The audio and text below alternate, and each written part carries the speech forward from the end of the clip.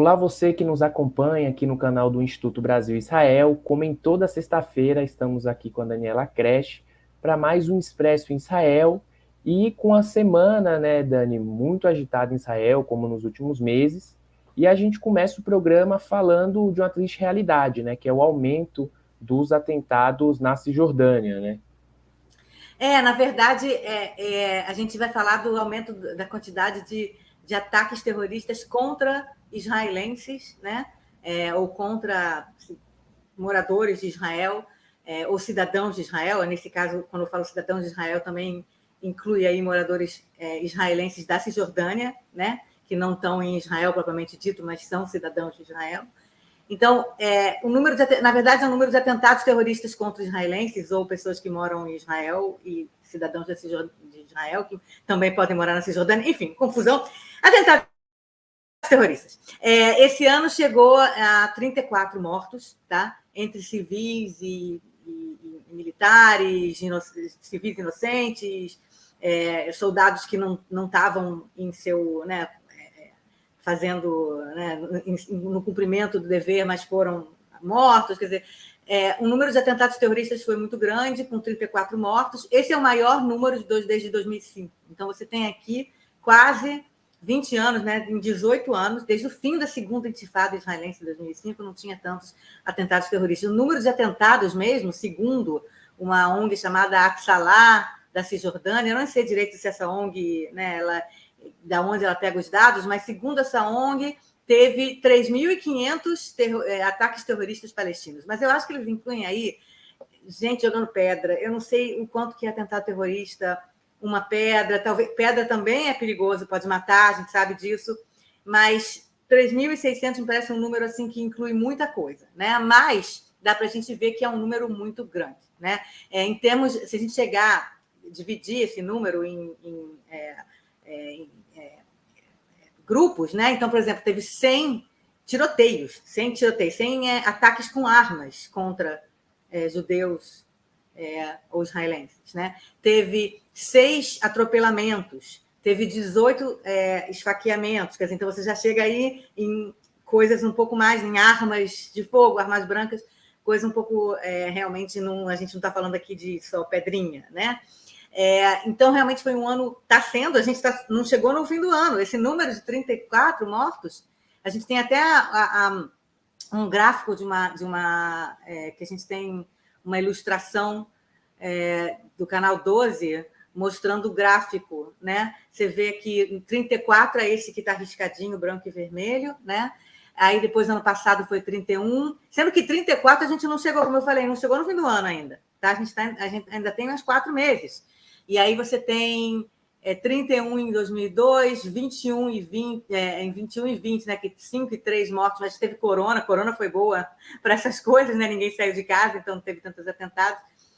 Mas aí em 2019 teve 10, 2018 teve 16 atentados, 2017 teve 18, 2016 teve 17, 2015 foi bem violento, com 29, tá? Quer dizer, então você ultrapassou 2015, que teve uma escalada de violência aqui também. Agora, realmente, se a gente pensar 34 mortos, é uma coisa meio tipo 1 por semana. Uma morte por atentado terrorista. E a gente ainda está em agosto, né? Exatamente. Então, se a gente pensar que a gente está em agosto, a gente tem até agora, sei lá, 32 semanas, 34 semanas, é quase como um morto por atentado terrorista por semana, desde o começo do ano. Né? Quer dizer, é realmente um número grande. Essa semana a gente teve 2 mortos, um cara chamado Shai Nigreker, de 60 anos, e o filho dele, Aviad Nir, de 28, que eles foram mortos a tiros quando foram parar numa lava-jato, lava rápido, né, de carro, né? Eles foram lavar o carro deles numa cidade chamada Hawara, na Cisjordânia. A gente já conhece essa história da Hawara, a gente já teve um atentado terrorista em Hawara também, e pogroma até de colonos israelenses em Hawara. Hawara é uma cidade que fica no meio da Cisjordânia e muitos colonos israelenses passam por essa cidade para ir para suas colônias, seus assentamentos. Tá? E então é uma cidade que meio que a estrada principal passa por ela. Então, por isso que tem muita fricção, né, entre população palestina e população de colonos israelenses nessa cidade. Então, aconteceu esses caras não eram nem colonos, eles moravam em Ashdod, uma coisa assim, e eles foram para lá, segundo que eu não sei por que eles foram, mas os caras eles foram cortar o cabelo, eles foram lavar o carro, porque é tudo mais barato. Na Cisjordânia é tudo mais barato, então eles foram lá, apesar de ser meio proibido para cidadãos israelenses que não moram na Cisjordânia ir para a Cisjordânia passear, né? Então eles foram lá porque é mais barato, porque não sei o quê. E tem muitos israelenses que vão em cidades da Cisjordânia porque consertar carro é mais barato, cortar cabelo é mais barato, não sei o quê. Então eles foram, e não sei se alguém ficou sabendo que eles eram israelenses, e aí, quando os caras pararam para lavar o carro, vieram os caras e metralharam eles, tiraram a queima-roupa. Tá? No dia anterior tinha tido... no dia seguinte, já mais no sul da Cisjordânia, um grupo de palestinos também atacou a tiros um carro onde estava um motorista e duas mulheres, uma mulher de 42 anos e a filha dela de 12, né, que tinham tomado carona com esse carro. E elas estavam indo para o assentamento delas. Né? Abriram fogo contra o carro também, e ela morreu na hora, na frente da filha de 12 anos. O motorista ficou ferido fatalmente, mas fatalmente não, gravemente, mas não morreu. Quer dizer, então, foram 2 atentados que chocaram muita gente, principalmente esse da mulher, que era uma professora de 42 anos, estava andando de carro com a filha de 12. Né? E, obviamente, que isso leva muitos, né? Todo mundo fica, meu Deus do céu, tal. E aí, o que acontece? Vêm os políticos falar, né? Então, primeiro foi o Bezalel Smotrich, que é o político, que é o ministro do Tesouro, que ele é abertamente contra o Estado palestino, abertamente a favor que Israel anexe a Cisjordânia, abertamente não se importa com, enfim, palestinos e, sei lá, essa coisa de nacionalidade palestina, ele não acredita que isso exista. E ele falou claramente que a solução para tudo isso é que tenha mais presença militar na Cisjordânia e que tenham mais assentamentos, mais colônias. Quanto mais atentados tem, mais colônias tem que fazer. Na minha visão, eles têm toda uma lógica. Ninguém aí é irracional, não. Ele tem toda uma lógica de explicação por que ele acha isso. Na minha cabeça, é que nem você querer apagar fogo jogando mais fogo em cima. Tá? Continuar o ciclo de violência, né? Mas, assim, é claro que a gente não está justificando atentado terrorista palestino. Não estamos. As pessoas que fazem atentado e atiram e matam uma mulher de 42 anos, entendeu? Não tem justificativa para isso.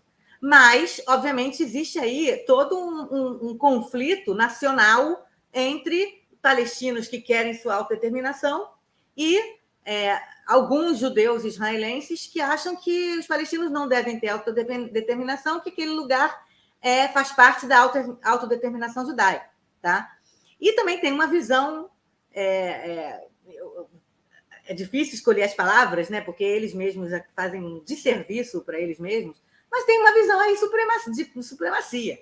E aí eu vou colocar o que o próprio ministro de Segurança Nacional, Itamar Ben-Gvir, falou em relação à solução dele. A solução dele é que tenha mais presença militar na Cisjordânia, que fechem e que tenha mais checkpoints, que os palestinos não tenham tanta liberdade de locomoção dentro de movimentação dentro da Cisjordânia, porque assim vão matar os colonos ou os judeus, etc. Então, ele acha que tem que limitar a liberdade de mobilização de andar pela Cisjordânia dos árabes, mas dos judeus colonos, não. Vamos ver. מזכות התנועה של הערבים, סליחה מוחמד, אבל זו המציאות, זו האמת, זכות החיים שלי קודמת לזכות התנועה. המרקם חיים, הזכות שלי, של אשתי, של הילדים שלי, להסתובב בכבישי יהודה ושומרון, יותר חשוב מזכות התנועה של הערבים, סליחה מוחמד, אבל זו המציאות, זו האמת, זכות החיים שלי קודמת לזכות התנועה. O que ele estava dizendo numa entrevista ao vivo no Canal 12, ele estava dizendo o seguinte, inclusive ele falou, até pega super mal, porque ele falou com um jornalista palestino, ele não é nem israelense, é um jornalista excelente, chamado Muhammad Majadla, que ele é palestino, né? Quer dizer, ele é morador de Jerusalém, ele é palestino e jerusalemita, mas ele não é israelense. E ele não é judeu, né? Ele é muçulmano. E ele é um excelente jornalista e o cara, né, o Ben Gvir, né, destilou essa frase com cheiro, né? Com aquela sensação racista e supremacista, e ainda se voltou para o jornalista lá falando: desculpa, Muhammad, mas essa é a verdade. Cara, Muhammad, que em hebraico, que em português é Maomé, né? Que é o nome do profeta. Quer dizer, o cara fala uma coisa dessa, ainda fala: desculpa, Muhammad. Ele falou o seguinte: ele falou, a minha liberdade, quer dizer, a minha liberdade, minha e da minha mulher, dos meus filhos, de circular pela Cisjordânia é mais importante do que a liberdade dos árabes, ele não fala nem palestinos, porque ele não acredita na existência de povo palestino, dos árabes circular pela Cisjordânia. No finalzinho, ele falou uma coisa que não foi traduzida, que é, na verdade, a explicação dele de que foi tirado do contexto, ele não quis dizer isso, não sei o quê, que ele fala: meu direito de viver é maior do que o de vocês andarem, né? O que ele quis dizer, na verdade, não estou defendendo nada do que ele falou, pelo contrário, né? Causou uma sensação horrível dentro de Israel, diplomatas chamando essa entrevista dele de pogrom diplomático. O cara acaba com qualquer possibilidade de explicação, de asbará, né, que a gente fala, israelense no mundo. Um cara, um ministro de Segurança Nacional, falando que o direito dele de circular é maior que o direito dos árabes de circular. O que é isso, a não ser racismo, supremacia, tá? Ele falou: não, mas na verdade o que eu quis dizer é que o meu direito de viver, o direito meu e da minha mulher e dos meus filhos de viver, é maior do que o direito dos terroristas de circularem. Tá? O que ele quer dizer é o seguinte: que não pode deixar todo mundo circular livremente na Cisjordânia, porque os terroristas vão e matam as pessoas. Então, meu direito de viver é maior do que o direito deles de circularem. O que ele quis dizer com isso tem que ter checkpoints, tem que ter mais presença militar, tá, não sei o quê. Mas enfim, essa frase, se fosse assim, já era problemática, né? Agora, ele falar, e ele falou erradamente, né? Meu direito de circular é maior que o direito dos árabes de circular, né? Quer dizer, ele falou errado o que ele quis dizer. Na verdade, dá aí um prêmio para as pessoas que odeiam Israel, um prêmio para quem já acha que os israelenses são racistas e que Israel é um país racista, sabe, que o sionismo é racismo, né? Quer dizer, o cara conseguiu fazer realmente um desserviço, né, a Israel com essa frase dele, que, na verdade, independentemente do que ele falou, a gente sabe o que ele pensa. Ele pensa exatamente isso. Ele pensa que os judeus são mais importantes que os árabes, que Palestina não existe, e que a Cisjordânia tem que ser dos judeus, e que os árabes muçulmanos que moram lá, sei lá, podem ter sua autodeterminação municipal lá, mas não um país. Tá? É isso que ele acredita ser.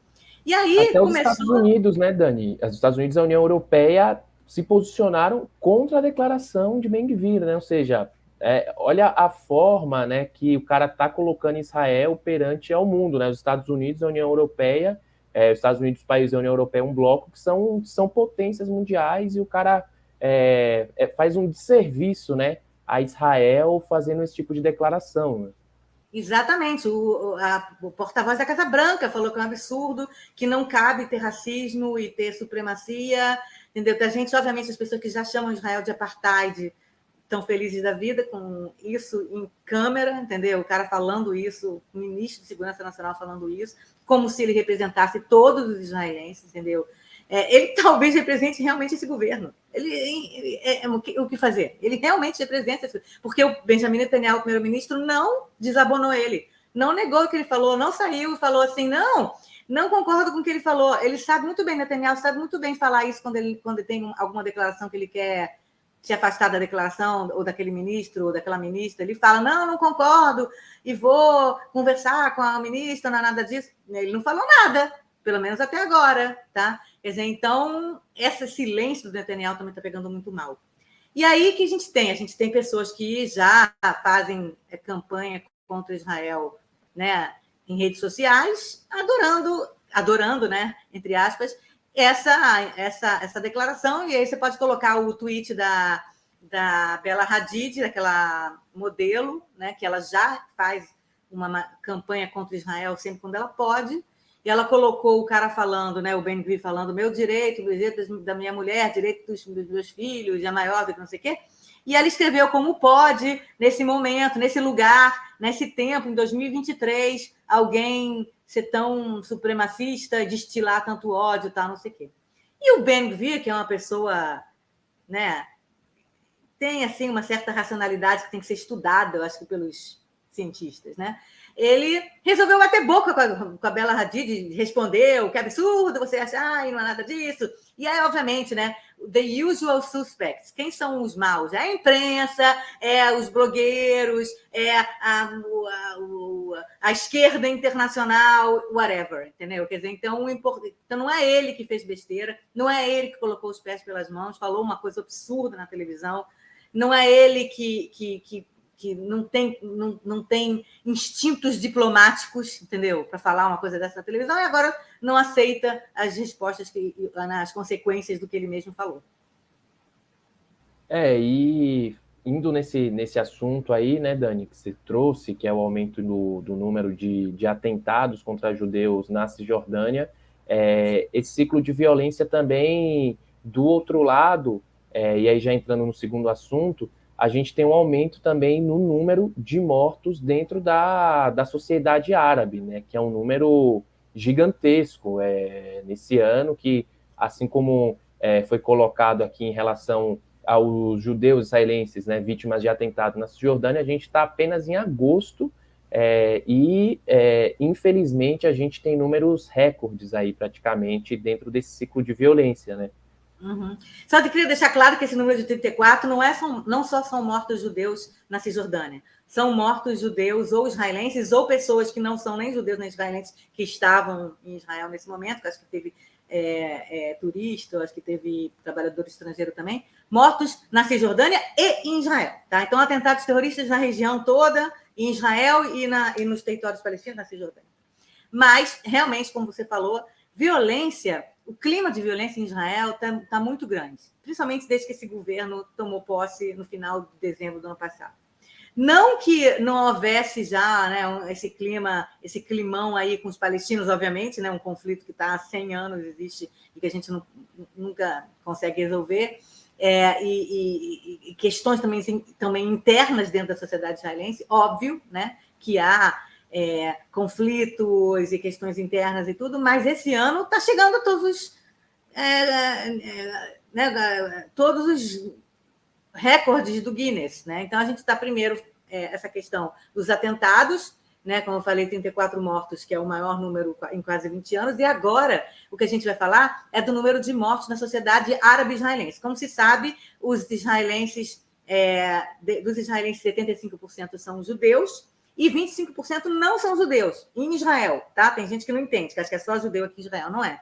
25% não são judeus, sendo que 21% são árabes, muçulmanos ou cristãos, e outros 4% são outras denominações, cristãos, que não árabes, né, outras coisas. Então, na sociedade árabe israelense, essa minoria que é grande, de 21%, está tendo uma onda de violência enorme interna. Tá? Não é onda de violência de judeus ou soldados, que nem tem soldados atuando nessas comunidades, porque os soldados atuam fora, né, das fronteiras, não dentro. Mas não tem nada a ver também com polícia ou com... Não é que está tendo repressão contra os árabes israelenses, nada disso. Está tendo uma onda de violência interna de famílias mafiosas, de máfias, de famílias que controlam certa área, aí um matou outro, aí pronto, não sei o quê, vai vingança, já foram 159 mortos esse ano. Quer dizer, o crime organizado, né? É crime organizado, também por questões de tráfico de drogas, de armas, e também por máfias locais, famílias, clãs locais que brigam um contra os outros. Tá? Sempre houve isso aqui em Israel, mas nunca a esse ponto de ter 159. Quer dizer, tem algum problema, então vai a família mafiosa e grupo, né, crime organizado, vai, pega e mata o cara, entendeu? Então, o que está acontecendo é que a polícia não está conseguindo dar conta. A polícia israelense, que deveria estar lá para proteger o cidadão, né, de crime organizado, de mafiosos e tal, não sei o quê, não está conseguindo dar conta. A gente não vai entrar aqui hoje em por que não está conseguindo dar conta. Tá? Tem várias teorias, né? Várias teorias, e houve já, inclusive, várias iniciativas. Esse governo, inclusive, acabou com uma das iniciativas que mais deu certo do ano passado, do governo anterior, acabaram com essa iniciativa. Agora parece que estão tentando começar. O primeiro-ministro disse que vai fazer um painel de especialistas para tentar pensar.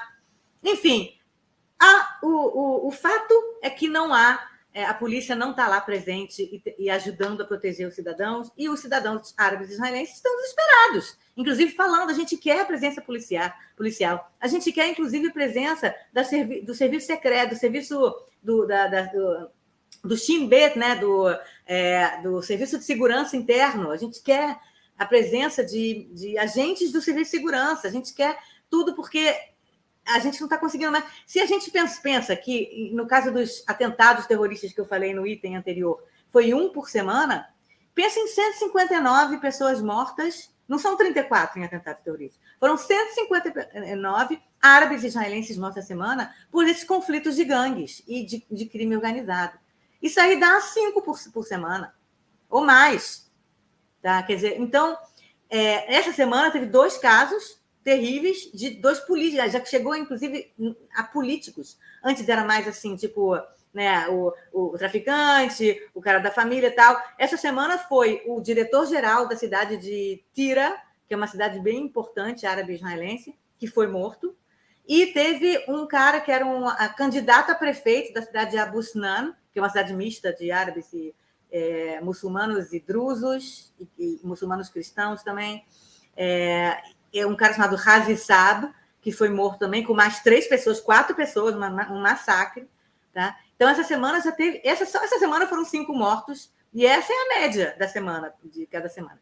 Então, é um problema que está deixando todo mundo de cabelo em pé, mas, obviamente, mais aos árabes israelenses, porque aqui em Israel. Sim, existe liberdade de movimentação de todos os cidadãos, óbvio, né? Tanto os árabes quanto os judeus, quanto os não judeus e não árabes aqui dentro de Israel. Mas, em termos de onde eles moram, existe realmente uma coisa assim de algumas cidades que são praticamente só judeus, algumas cidades que são praticamente só árabes. E nessas cidades praticamente só árabes, ou bairros, né, de cidades mistas, que praticamente só tem árabes, é que estão acontecendo essas violências, esses crimes. Tá? E as pessoas ficam preocupadas, as pessoas que sinceramente se preocupam com qualquer tipo de cidadão, independentemente da sua etnia ou religião, ficam preocupados, né?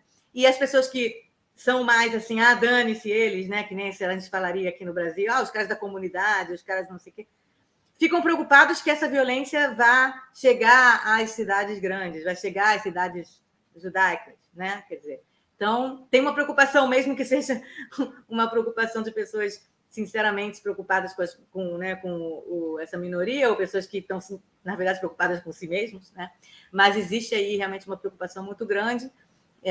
E a gente, novamente, 159 mortos. No ano passado, eu acho que foram não sei o número do ano passado, mas eu acho que foram 130, que também era um número alto, mas até o fim do ano. A gente está em 159 em agosto. Quer dizer, então, não se vê aí horizonte para o fim desse velho oeste que virou as cidades da minoria árabe israelense de Israel. E lembrando assim, que às vezes o pessoal que está assistindo aqui fala, comparado ao Brasil é um número baixo e tal, mas Israel tem 9 milhões e meio de habitantes, né, enquanto o Brasil tem 210 milhões. Então, proporcionalmente, não é um número baixo e se a gente for comparar com o Brasil, assim, e levando em consideração toda a questão de infraestrutura da sociedade israelense, é um número bastante alto. E a gente segue acompanhando aqui, né, Dani, essa movimentação dentro da sociedade árabe-israelense e esperamos aí que a polícia, a inteligência, a força de segurança de Israel consiga ajudar a resolver esse problema, mas, como você falou, né, é muito reflexo também da política em Israel. E entrando no último assunto aqui desse episódio do Expresso, um assunto, infelizmente, muito triste, que foi um atropelamento de uma criança de 4 anos, né, na cidade de Netânia, que infelizmente faleceu, né, Dani, essa criança. Da comunidade... Pois é, esse Expresso a gente está falando assim, de minorias, né? Então a gente falou primeiro dos palestinos, né? Não confundir com árabes israelenses, por favor. Apesar de que tem muitos árabes em Israel que se chamam de palestinos israelenses, uma questão de identidade, né? Mas informalmente, não confundir. Uns são os árabes muçulmanos ou cristãos que moram na Palestina, seria os territórios palestinos, Cisjordânia, Jerusalém Oriental, faixa de Gaza, que Israel não está mais presente, né? Não tem mais ocupação israelense na faixa de Gaza. Esses são palestinos. Depois a gente falou da violência no setor árabe israelense dos cidadãos israelenses árabes, tá? Que alguns, como eu falei, se chamam de palestinos israelenses, mas são israelenses, cidadãos de Israel. Quer dizer, então, tem duas populações diferentes aqui. E agora a gente vai falar de uma terceira minoria, né? Que são os etíopes de Israel. Né? Israel tem uma minoria, mas aí é bem pequena mesmo, uma coisa tipo 1% da população, que são os judeus que vieram da Etiópia. Né? Tem todo um histórico aqui de alial, de imigração de judeus da Etiópia para Israel, os judeus que ficaram separados do judaísmo da Europa ou do norte da África durante milênios, e que, quando Israel foi criado, começaram a falar, mas nós também somos judeus, e também queremos morar em Israel. Né? E aí eles vieram depois, enfim, tem todo um histórico, né? E tem, acho que, 150 mil etíopes israelenses em Israel. Tá? E eles se sentem... Eles sentem na pele, né? Aí fazendo a coisa da pele, sentem que como se fossem cidadãos de classe B, né? De segunda classe. Né? Porque eles são negros e a maioria dos judeus, grande maioria dos judeus em Israel, não tem a pele negra, né? Apesar de que você tem muitos judeus de origem mizrahit, né? Ou oriental, que tem aquela pele mais mediterrânea, né? E tem judeus europeus que são brancos que nem eu, né? Que isso é essa coisa sem graça. Né? E aí, esses judeus etíopes chegaram em Israel quando não havia uma conscientização da existência de judeus negros. Quer dizer, havia conscientização, mas não havia muita convivência. Né? E eles realmente sofreram muito com preconceito e ainda sofrem até hoje com preconceito. Eu não sei em que pé está esse preconceito, porque eu, felizmente ou infelizmente, não sofro esse preconceito. Eu não estou no pé deles, eu não tenho direito de fala nesse sentido. Entendeu? Mas eles sentem e dizem que sofrem preconceito. E dizem que sofrem muito mais repressão policial, que sofrem com conseguir emprego, com várias coisas na sociedade civil, né, israelense. E tanto que a gente vê essa sensação deles, que a gente vê nas manifestações que estão acontecendo esse ano inteiro, de reforma judicial, contra a reforma judicial em Israel, a gente não vê participação massiva da minoria etíope, dos etíopes, né, israelenses, judeus etíopes. A gente não vê eles engajados nisso. Porque eles dizem, mas eu não me sinto como parte dessa sociedade que está querendo democracia, que está querendo não sei o quê, porque eu sinto na pele como se eu não vale a mesma coisa que as outras pessoas. Então, eu meio que sou contra o governo, se é governo, eu sou contra, no sentido de que eu não me sinto parte igual, né, igualitária do resto da população. E realmente a gente falou um pouco disso, acho que aqui no Expresso também, sobre essa não engajamento. Essa semana, então, o que aconteceu foi que, na verdade, muitos etíopes israelenses começaram a sair em manifestações, em protestos. A gente já falou que Israel virou o país dos protestos, né?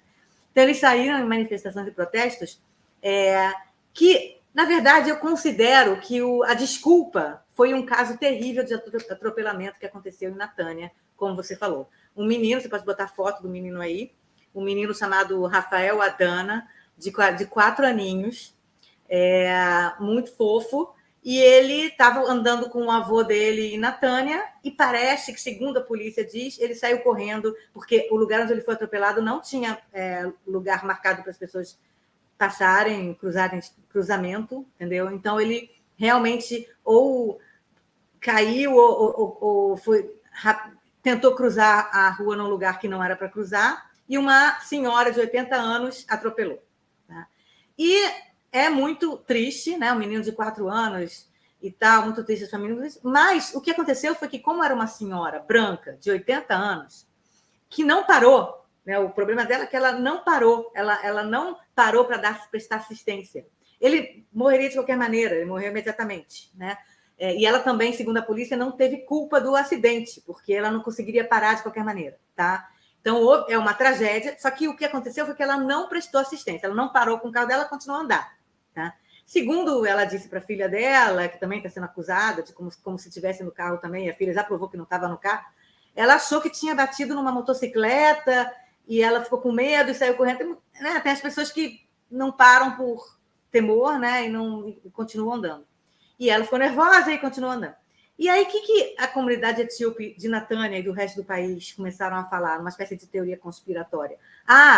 Ela estava no carro, essa senhora de 80 anos, mas, na verdade, quem estava dirigindo era a filha dela, que o carro é da filha dela, uma médica, a filha dela é médica, de 40 anos, e elas não pararam, e a polícia está protegendo elas, porque primeiro a polícia fechou, disse que a filha não tem culpa, e a filha já provou, inclusive tem fotos do carro, da senhora no carro, e a filha não está no carro, mas eles dizem que a polícia está protegendo a médica e dizendo que ela não estava no carro, mas estava, e que, na verdade, a polícia não está fazendo nada para culpar ou para punir essa senhora que matou, porque o menino é etíope, porque o menino é de pele negra.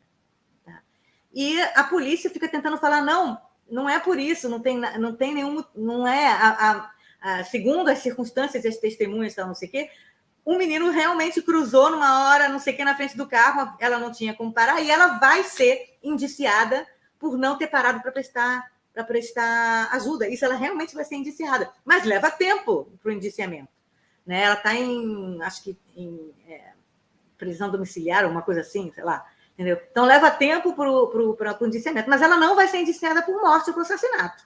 Não vai porque ela não matou nem assassinou o menino. E a filha não estava. Mas aí tem esse disse-me-disse, esses meio que fake news que estão circulando pela sociedade etíope de Israel, que a polícia está tentando proteger assassinos brancos de um menino negro. Então, eles começaram a sair. Essa semana houve 2 protestos em Tel Aviv, no mesmo lugar onde acontecem os protestos contra a reforma judicial, inclusive bloqueando. Você pode colocar a foto do bloqueio. Inclusive bloqueando uma via muito importante chamada a via Ayalon, que é uma espécie de marginal de Tel Aviv, né, muito importante, a porta de entrada de Tel Aviv. Eles bloquearam essa rua, essa via, 2 vezes essa semana, pedindo justiça para o Rafael, justiça para o menino que morreu. Tá? Então, aqui a gente vê a foto deles bloqueando, e foi assim, sem mais nem menos, não teve nenhuma... porque os protestos contra a reforma judicial, as pessoas meio que já sabem, vai ter protesto hoje, então não vou. Mas não, foi uma coisa espontânea, não sei se foi espontânea deles, mas uma coisa que ninguém sabia, e foi 3 horas essa via parada. 3 horas quer dizer que deu um nó no trânsito do país todo, ou pelo menos do centro do país, com essas pessoas que vocês estão vendo aí no ônibus, nos carros, não sei o que, 3 horas paradas aí. Tá? E aí, esse foi o começo da manifestação de ontem, de anteontem, não, foi ontem. E começou só com esse bloqueio, não só, mas começou com esse bloqueio, mas aí, aos pouquinhos, a manifestação foi ficando mais violenta. Aí você pode colocar a segunda foto que tem. A manifestação começou a ficar mais violenta, com policiais chegando para desbloquear a via e jogando gás lacrimogêneo e jogando bombas de efeito moral e tentando tirar as pessoas à força, como os policiais fazem também, no caso das manifestações contra a reforma judicial. E houve violência também por parte dos manifestantes. Teve um manifestante que esfaqueou aqui no ombro, quase perto do pescoço, um policial que, por sorte, não morreu, mas está internado. Manifestantes jogaram pedras nos policiais, e tem, inclusive, cenas de um policial, um oficial da polícia, caindo no chão, com sangue na cabeça e a pedra. Então, houve violência tanto dos manifestantes como policial, né, nesse sentido de desbloquear a força. Né? E o que é interessante, né, nisso aí, a gente estava até conversando antes sobre isso, o que é interessante nisso aí é que a gente vê esse cara esse manifestante vestindo uma bandeira de Israel, colocou uma bandeira de Israel no ombro, né? E ele meio que está aparecendo como um dos manifestantes contra a reforma judicial, ou até em favor da reforma judicial. Todos eles colocam bandeira de Israel como se eles estivessem com Israel, com o futuro de Israel na mente, em termos políticos, né, e democráticos. Esse manifestante, que está se manifestando por causa do atropelamento de um menino de 4 anos em Natânia, também colocou a bandeira de Israel no ombro, como se ele estivesse, na verdade, se manifestando não só por causa desse caso específico, mas sim pelo fato de que eles se sentem, os etíopes se sentem como cidadãos de segunda classe dentro de Israel. Né? Então, é uma manifestação paralela, digamos assim, à manifestação pela democracia, da reforma judicial, a qual eles não se engajam. Por quê? Porque eles se sentem, se sentem cidadãos de classe B, se sentem alijados do processo político e social de Israel, e por isso que eu falei que esse caso, né, do menino ser atropelado foi uma espécie de desculpa, né, para a minoria etíope e israelense falar o que está engasgado aqui na garganta já há algum tempo, né? E é interessante ver ontem os noticiários da noite e os repórteres medindo as palavras, falando assim, a gente entende, os repórteres mesmo, tipo assim, nós entendemos que isso é muito sensível, mas vamos aos fatos.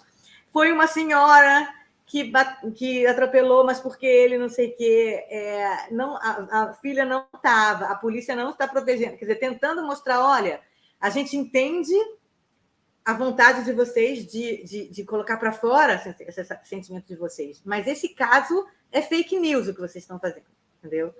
Então, mas é muito sensível. Que isso, foi um estopim de uma fatalidade, né? Que infelizmente ali a criança estava, né, passou ali na faixa no local errado, mas a sensação que eu tenho é essa, de que acabou sendo um estopim para um problema que é real. É crônico. Né?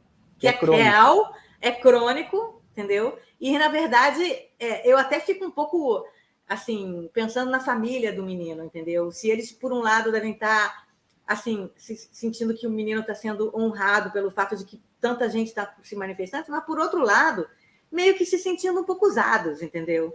Por um tipo de manifestação que, na verdade, tem como desculpa esse caso horrível que virou um estopim, né? Como você falou, de uma manifestação que talvez esteja engasgada já há meses. Há meses, desde que começou as manifestações contra a reforma judicial, há meses os etíopes são cobrados para se engajar.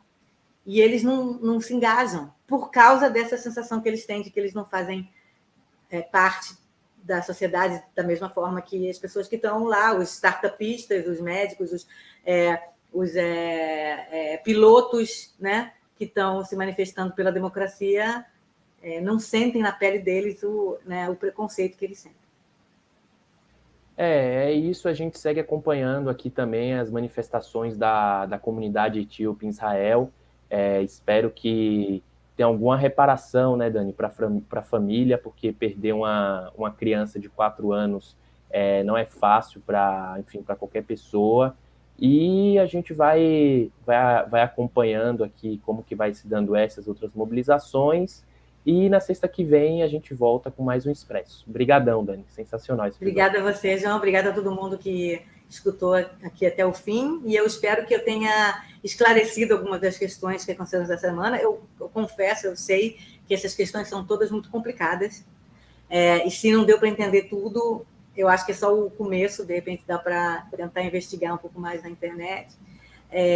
Mas, enfim, eu agradeço a quem escutou e teve a paciência e está interessado em entender com mais profundidade as questões em Israel.